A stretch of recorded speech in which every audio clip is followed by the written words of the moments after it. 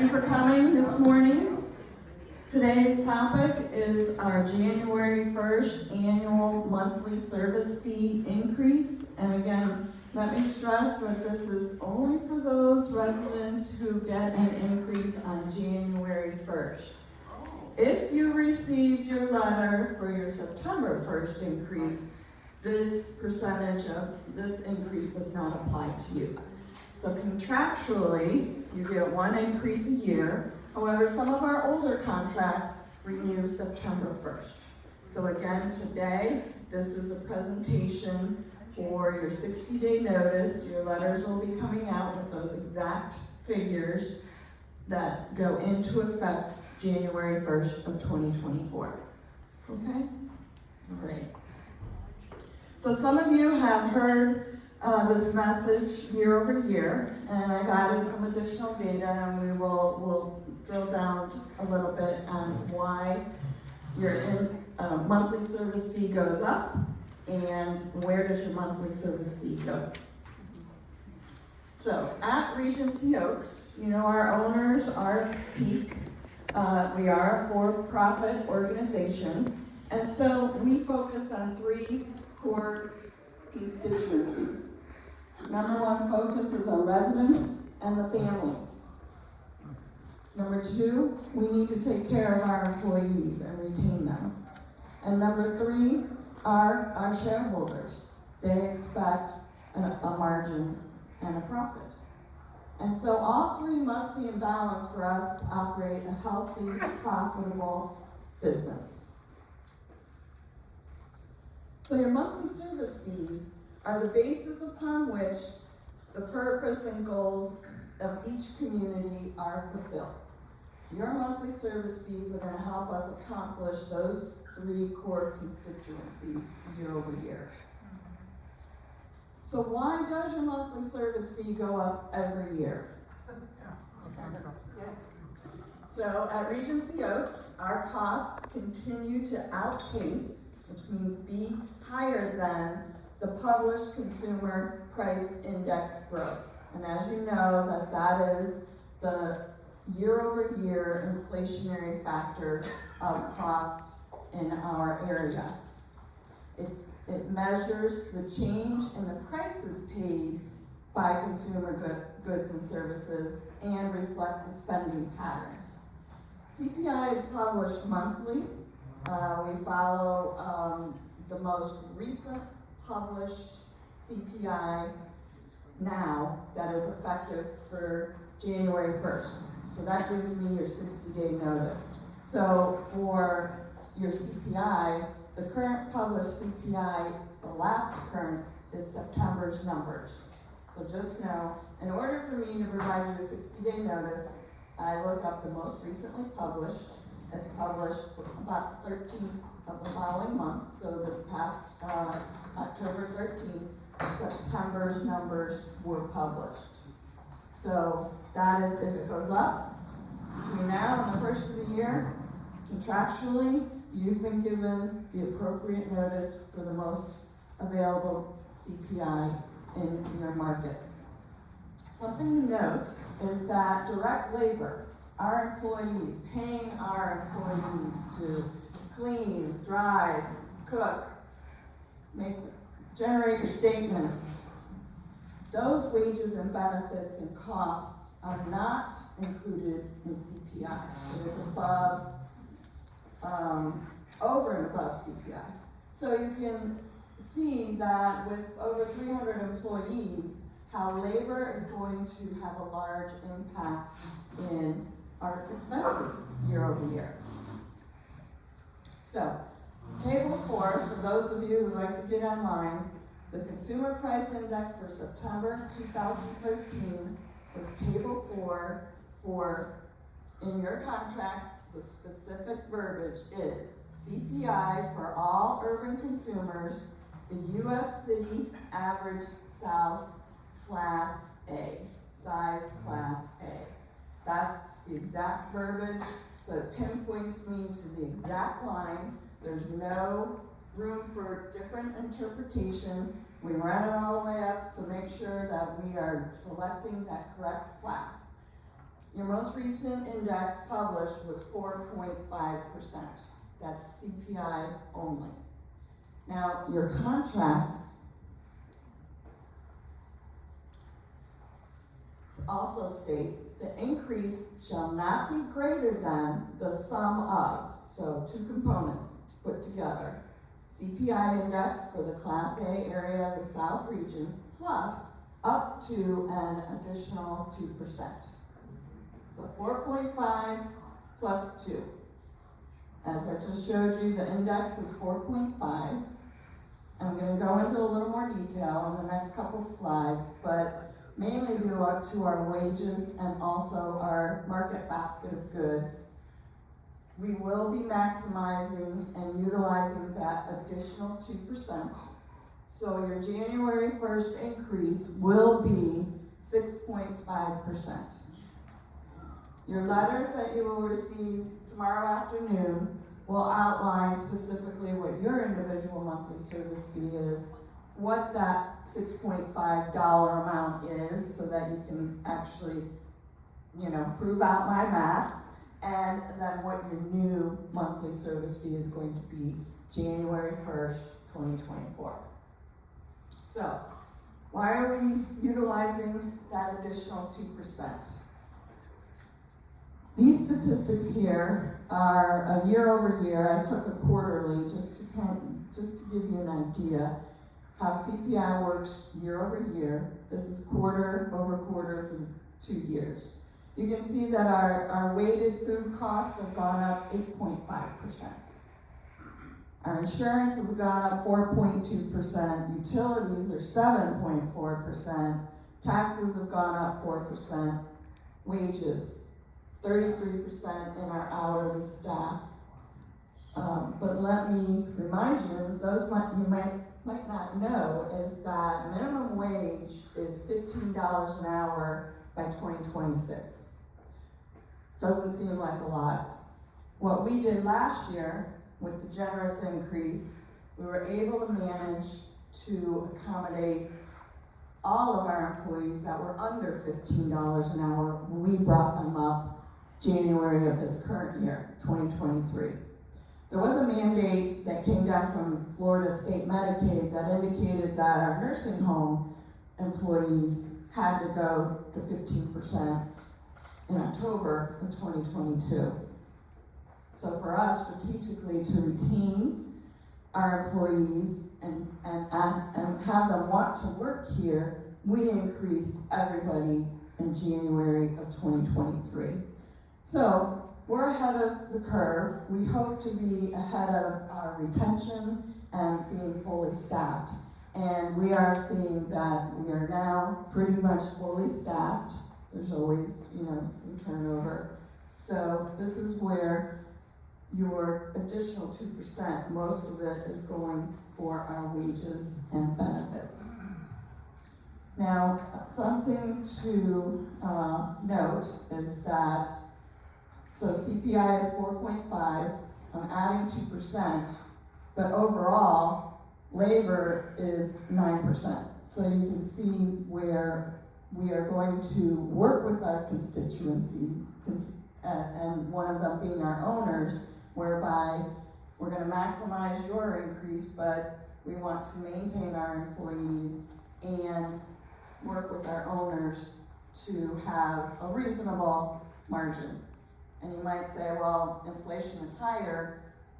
Technically, that might mean reducing the owner's margin. Something new that came out in Table 4, there is, several metro areas that are listed in the CPI, and I think you all know how Tampa, St. Pete, Clearwater is one of the largest metro areas growing in the nation. And so if we had a different pricing schedule or contract, that CPI published for this area, metro area, was actually 6.7%. Now that's not what's in your contracts, but it's just something to note that the metro area CPI is at 6.7. So how do we determine our margins for our owners? We start our budget budgets. We started them in August. We actually project them throughout the year. We're always focusing to see if we're going to meet our goals and our projections. So we put in our current revenue figures. We build out our expenses. We definitely drill down with our vendors to keep those inflationary increases down. Hopefully no more than 4%, but not always. We have to factor in our labor, our benefits. While they go up, the employer will also pay more. Sometimes we have to pass along some of those costs to our employees. So that goes up year over year. And we also give them a merit increase. And we want to stay competitive, which will be nice because when 2026 comes and it's a mandated $15 an hour, our folks will have had several increases by that time. So we feel like we're definitely going to be ahead of the curve in retaining our employees and attracting strong employees as well. As I report monthly at the forum, I speak to non-controllable costs, so that's our general liability insurance, our taxes, our utilities. Those are all accounted for with inflationary factors.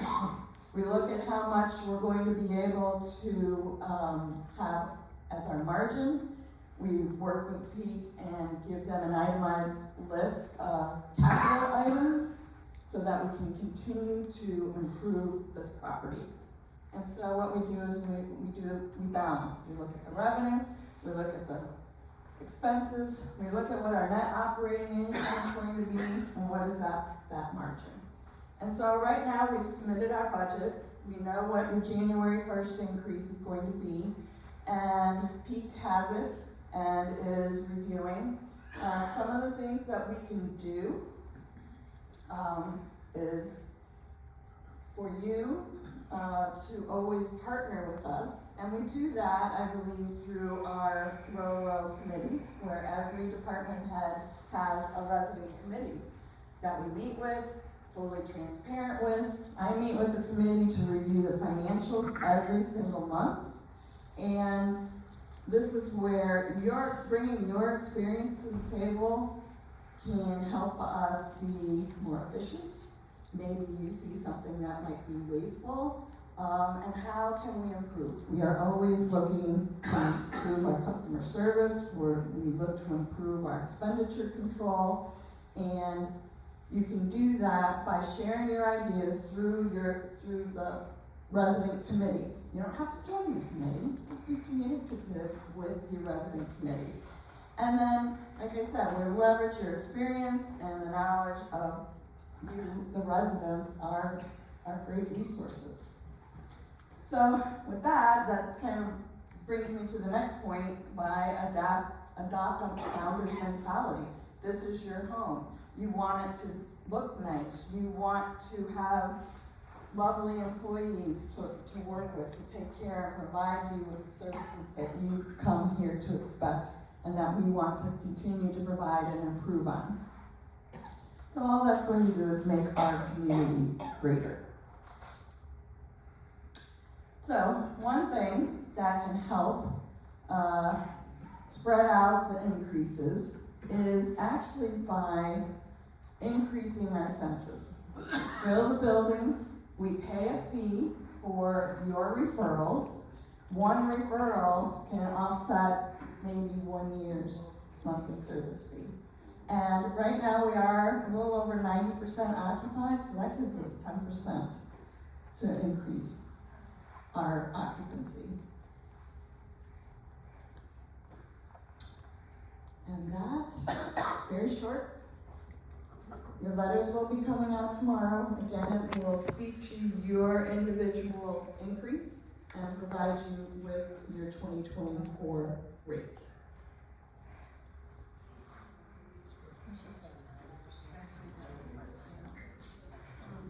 Yes, Dr. Bader?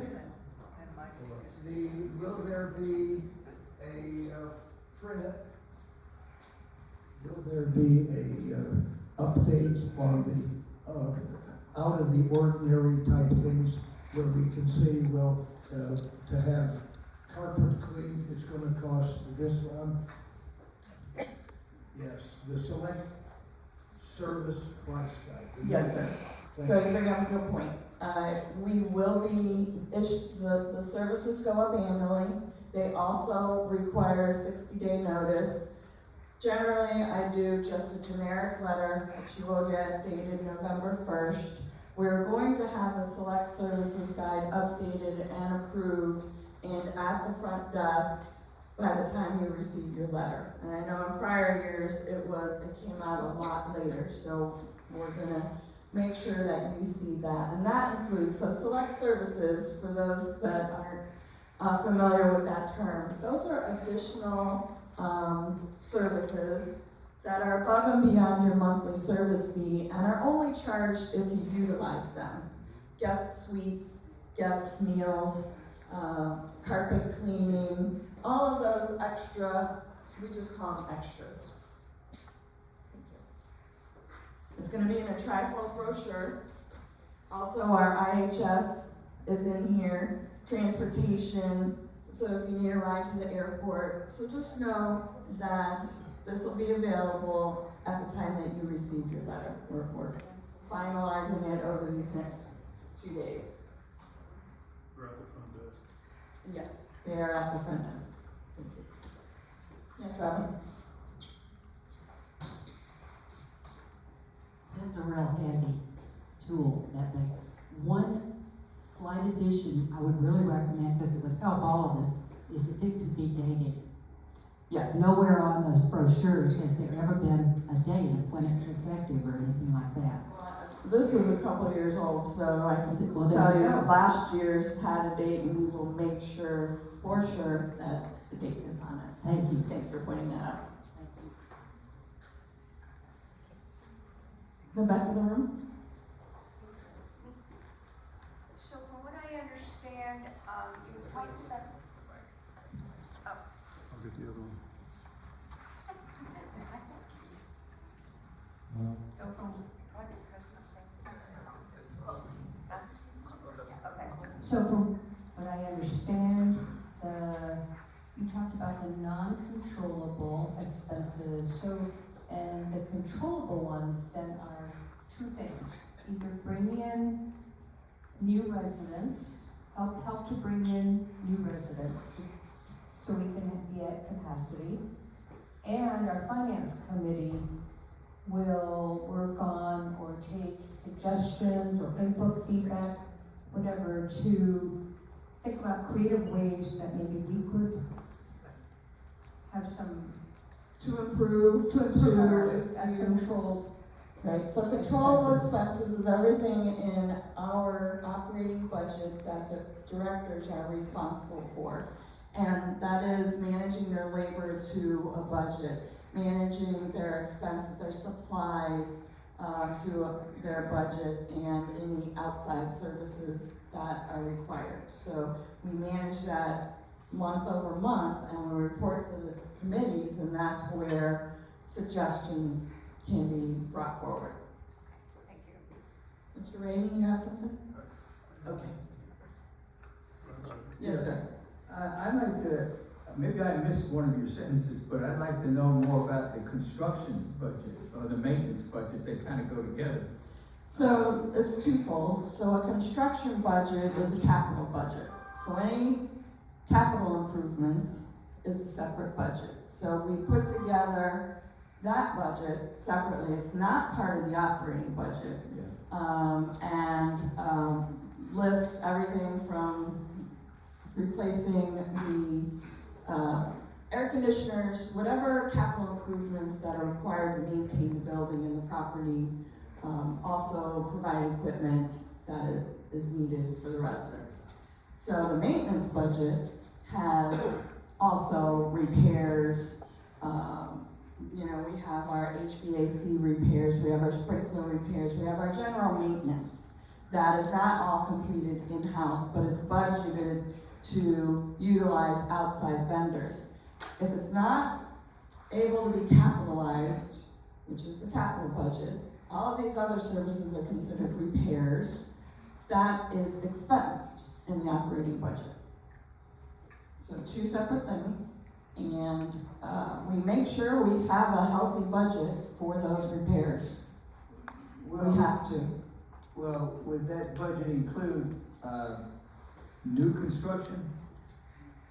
Proposed construction, I should maybe say it that way. For a capital budget, it's possible, yes. So the first thing on the list is add a memory care or expand the assisted living.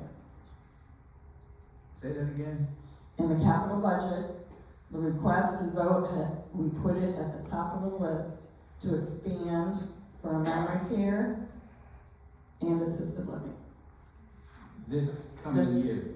It's requested, and I do not know if it's going to be approved. We add it to our wish list. Okay. So it is there ever since before Brant left. That's number one on our list, that we keep in the forefront, in front of our owners, that we feel that's something we need here, and that you have requested it. The level you're talking about, all the activity associated with it, is at the ground level, us. How many more levels does the budget have to go through for final approval? Myself, Life Care Services, the management company, helps assist us with that, and then is then presented to Pete, the owners, and that's it. So they allow us to prepare the budget, which is nice, because in other areas of business, they might do it from the top down and say, here it is, do it. They allow us to do that because we are in the trenches operating, and we know what our goals are for our owners, and so we do it from the bottom up. So 3 levels. Thank you. Yeah, Sherry, there was a rumor floating around, I don't put much credence in rumors, but Yes, sir. the rumor was that the department heads were charged with reducing their budgets by 5%. I don't know if that's from proposed budget or from current levels. I don't know if that's true or not. No, so I mean, the budget is the budget. What we talk about are maybe benchmarks. If let's say we miss sales, let's say we miss our revenue goals. We as operators are responsible for still maintaining that budget. And so we look at small item, controllable items, like certain supplies, let's say office supplies. If that would be one of my first areas to say, all right, this month we need a savings plan. Let's just buy the bare minimum. We don't need to do the stocking up. But it's never anything that impacts a resident's life. We call it health and safety. None of that is ever cut. And so it's an operating mechanism that we want to be able to meet our budget. That's what the directors are tasked with. We must meet our budget on our expenses, controllable expenses, because that's what our job is. I see that you're asking us to see about filling the building. Have you done an analysis about if we were at 95% occupancy, what effect that would have on this year's fee? No, actually I haven't. We do know that as the building gets fuller, the owners cannot expect as high of a continued margin growth. That's kind of the high level. We're not there yet, so we haven't been tasked with that exercise. Well, the problem I have with this statement is that we've got CPI plus up to 2%. Okay, so vacancy will only affect up to 2%. Correct. And so on each individual, if it were, instead of 2%, it was 1.8% or something like that. I don't see there's a whole hell of a lot of leverage. Well, with the way inflation is, you're correct, there's no guarantee. I mean, the way the contracts are stated, it's a safeguard for residents that there is a cap. Can you imagine if there wasn't a cap? We don't want to do that. All right.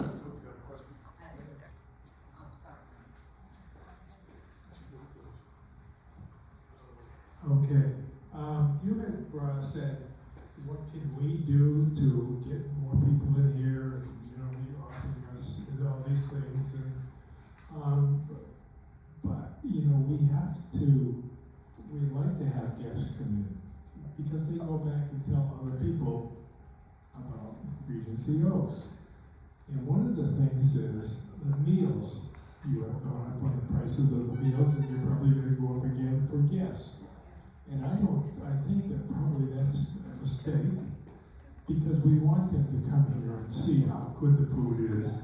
And we want them to see everything we do here, and that's a part of it. So my suggestion is, let's keep the meals for the guests at a reasonable level. Yes. Well, and that's exactly what we're looking at these last few days before we publish the list. We want to gather our data and our facts and make sure that it is backed factually. And, you know, I know in speaking with Chris and a few other of the members how expensive it is to eat out. And you saw on my slide that food went up 11.9%. So we will do that. We will do that exercise, and we will have factual conversations and decisions to change that. But it will be going up. It will be going up. One more. Yes. Yes, thank you. Thinking outside the box just a little bit about control of expenses that might be controllable. I've seen so many things about Florida and certain other states being able to install solar at no cost. I don't know anything about it, but I'm wondering what's being investigated for us. Thank you. So I know Peak has some initiatives in some of their other medical buildings. I know that Mr. Kerr is very communicative in regards to that up through the ranks. So there are a few conversations going on, and I do not know any other details other than that. So of course, that's where we're moving towards better, more energy efficient, lower, less of a carbon footprint. It's going to be part of the future. But how here, it's too soon to tell. The incentive was in Florida can be installed for free. And that was the twist that I was really curious. No, it's not that simple. But I know you don't get anything for free. Yeah, that's right. all right, folks. Well, I appreciate your time this morning. Please call me if you ever want to sit down and go over anything, including your contract. That's what I'm here for. It's not unusual to meet with folks once a year, or any questions, don't hesitate to call. Not only about your contract, about your statement billing. Give us the opportunity to fix and always strive to provide you with improved customer service. So thank you. I appreciate you all, and have a great day. Thank you.